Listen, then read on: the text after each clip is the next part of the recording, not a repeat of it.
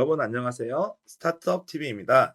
오늘은 이제 창업 도약 패키지, 창업한 지 4년 차에서 7년 미만 스타트업을 지원하는 창업 도약 패키지 사업에 대해서 알아보도록 하겠습니다. 저희가 지난달에 창업 도약 패키지 그 대기업 전역 협업형이 설명드린 적이 있었죠. 그리고 나머지 유형들이 곧 나올 거라고 했는데 오늘 나와서 알려드립니다. 창업 도약 패키지는 총 4가지가 있는데 대기업 협업형, 일반형, 그리고 투자병행형, 융자형 이렇게 4가지가 있는데요. 일반형, 투자병행형, 융자형 요 3가지에 대한 공문이 나와서 여러분에게 알려드리도록 하고 있습니다. 말씀드린 것처럼 대기업 협업형은 이미 끝났고 요거를 넣으신 분들은 요 2, 3, 4를 넣을 수가 없습니다. 그래서 이제 일반형 아직 4에서 7년차 창업 기업 중에서 창업도약 패키지를 접수 안 하신 분들을 대상으로 지원이 가능하다는 점 먼저 말씀드리고요. 전체적인 내용을 보도록 하겠습니다. 말씀드리는 것처럼 일반형은 그냥 일반적으로 지원금을 받겠다라는 분들을 위한 내용입니다. 그래서 최대 3억 원이고 평균 1억 3천을 줍니다. 근데 이제 233개사를 뽑습니다. 우리가 이제 경쟁이 좀 심하다고 지난번 말씀드렸던 초기 창업 패키지가 한 5, 600개 정도를 뽑았었죠. 그거에 비해서 230개 뽑았다는 거는 더 경쟁이 심하다는 얘기죠. 대신에 지원 금액은 올라가는 그런 형태를 보이고 있습니다. 성공환연형은 뭐 일반형 중에서 추가 사업화 비용을 주는 뭔가 좀 더 특별한 내용인데 일반형 내용 중에서 일부를 선정한다고 합니다. 더 중요한 거는 지원금을 받는 걸 위주로 하시는 분들은 일반형이다.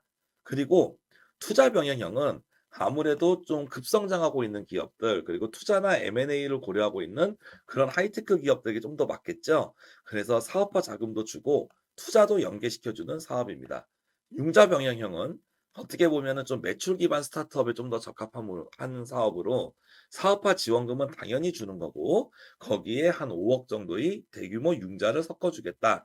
그래서 매출이 많이 나는 기업들은 융자를 좀 더 선호할 것이고 향후에 많은 투자를 유치해 가지고 계속 이제 M&A나 IPO까지 갈 회사들은 투자 병행형을 노리겠죠. 아무튼 어쨌거나 투자 병행형이나 융자 병행형은 지원금 플러스 알파를 매칭해서 준다는 개념이거든요. 융자 연계는 이제 정부 기관의 대출 지원을 그리고 투자 연계는 마찬가지로 펀드의 그 투자 지원을 연계하는 거기 때문에 요쪽은 좀 더 성장성이 높은 같은 4에서 7년 차 기업 중에서도 나는 정말 실적이나 이 성장성 면에서 자신 있다 하는 기업들을 더 받겠다고 볼 수 있습니다. 그래서 일반형은 233개사, 자신 있는 기업들 20개, 20개에서 40개를 뽑는다라고 볼 수가 있겠습니다. 물론 옛날에 그런 걸 본 것 같아요, 여러분. 혹시 그런 거 보셨는지 모르겠는데 예전에 막 학력고사 시절에는 뭐 이제 대학교 같은 걸 넣을 때 잘 찍을 수가 있었죠. 예를 들어서 뭐 서울대인데도 옛날에 미달이라는 데가 있었어요. 그럼 어떻게 됩니까? 넣으면 합격이죠. 그런 것처럼 TO 자체가 적고 많이 뽑을 걸로 많이 뽑 그 수준이 높을 걸로 기대가 되지만 예상외로 경쟁률이 낮아서 붙을 수도 있는 거죠. 그런 예외적인 것들도 있지만 평균적으로 지원금이나 투자금을 훨씬 많이 주기 때문에 평균적으로 좀 더 난이도가 높다라고 볼 수도 있겠죠. 예시가 적절한지 모르겠네요. 모집 마감은 3월 19일까지가 되겠고요. 보면은 사업 목적을 보면은 유망 기술 창업 아이템을 보유한 뭐 이런 유망이라고 하는 거는 전에도 말씀드렸지만 돈을 잘 버는 사업이고 기술 창업이니까 제조나 소프트웨어, 컨텐츠 이런 쪽을 지원하겠다라고 볼 수가 있습니다. 그리고 아직 4년 차가 안 됐지만 패스트 트랙 기업으로 여러분이 이제 된 경우가 있습니다. 2에서 3년 차지만 너무 성과가 좋아서 빨리 다른 지원을 받고 싶은 요 패스트 트랙 대상인 경우는 지원이 가능하다는 점 말씀드리고요. 10개월 정도를 지원하는데 평균 1억 3천 정도를 줍니다. 일반형이요. 그래서 사업화 자금을 지원하고 여러 가지 뭐 투자 유치 같은 그런 후속 지원을 한다라고 볼 수 있습니다. 도약기 또는 패스트 트랙 해당 기업이 지원이 된다라고 볼 수가 있고요. 신청 자격 내역은 뭐 4년 차 이상 기업이면 한두 개는 받아봤겠죠? 넘어갑니다. 설명하지 않겠습니다.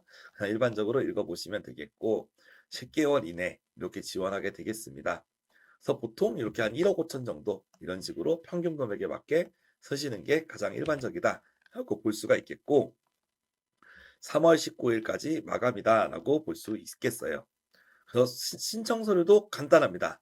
사업 신청서는 그냥 온라인 입력하는 거, 사업 계획서 간단하고 서류와 발표 평가를 통해서 선정이 됩니다. 그래서 두 배수 내외를 선정합니다. 그래서 서류가 붙으면 역시 여기도 서류가 어렵겠죠.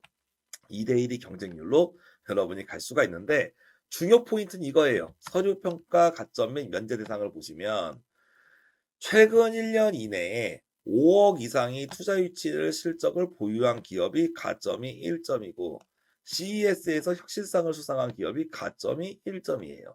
그리고 K스타터 왕중왕전에 진출한 팀은 오히려 서류 평가가 면제됩니다.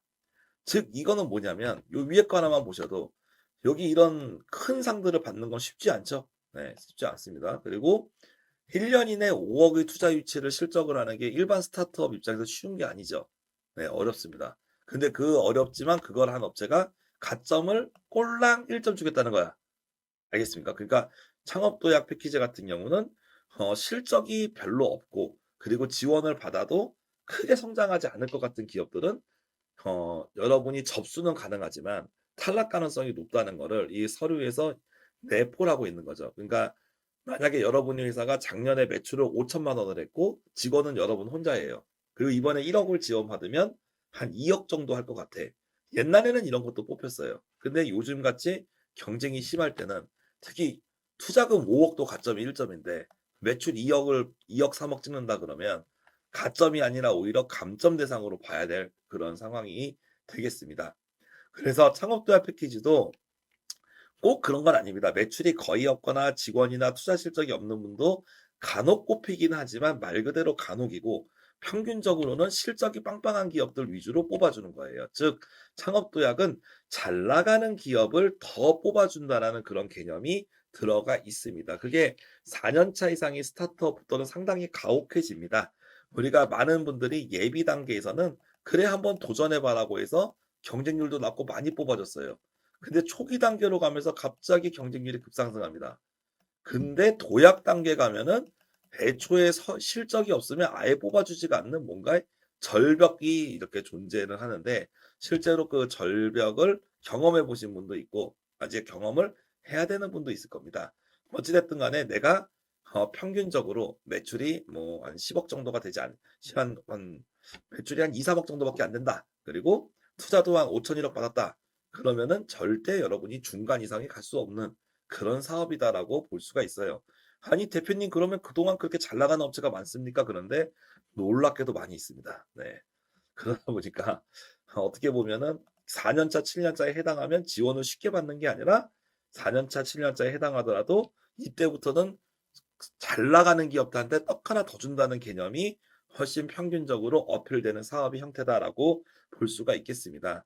그만큼 4년 차가 되면은 되게 회사가 가혹하기 때문에 여러분 입장에서 머리가 많이 아픈 그런 상황이 오게 되죠. 근데 아무튼 어쨌거나 여러분이 그래도 난 어느 정도 가능성이 있고 비록 지금은 매출이나 투자액이 부족하지만 이번에 1억을 지원받으면 매출과 투자를 확 끌어올릴 수가 있어.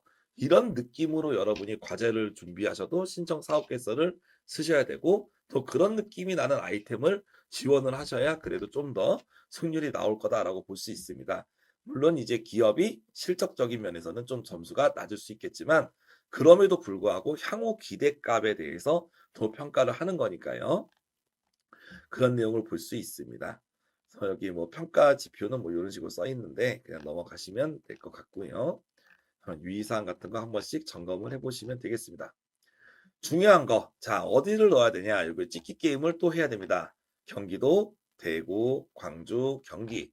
근데 지금 여기서 보시면 전체적인 내용에서 여기는 사업비가 적기 때문에 여러분이 이제 있는 지역 내에서 신청할 필요가 없습니다.